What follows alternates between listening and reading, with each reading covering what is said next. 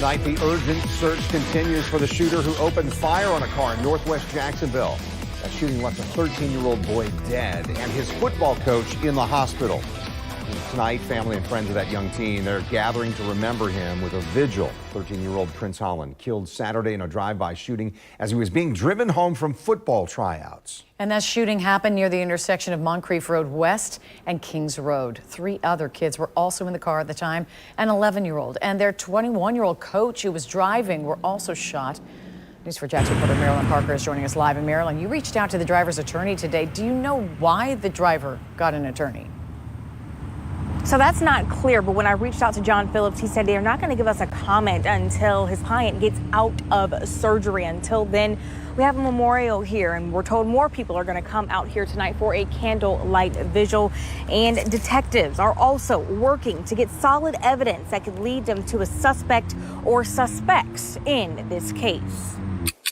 The clock is ticking. Someone is responsible for a drive-by shooting that killed 13-year-old Prince Holland. These crimes have to be solved within the first several hours or the first day or so. Criminal attorney Lee Lockett says every day that passes without information, the community grows sadder and sometimes quieter.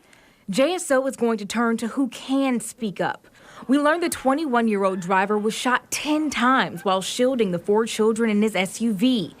We aren't naming the driver because no one's been arrested. The driver's attorney says he told police he doesn't know who did the shooting. Why do you think this driver has an attorney? Perhaps out of convenience or just in the abundance of caution. That might be one reason.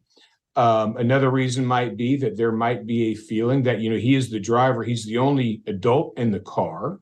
So anything that happens to children that he might be responsible for. Detectives will ask the other kids in the SUV what they saw.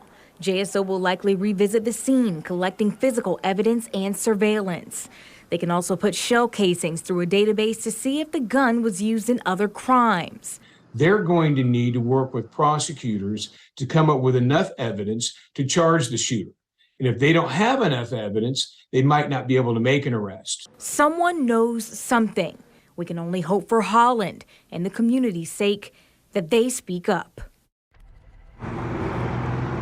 That candlelight vigil starts here at the scene tonight at 7:30. Again, if you have any information, you are asked to call JSO. You can remain anonymous, and there is a monetary award available as well. Reporting live, Marilyn Parker, Channel 4, the local station.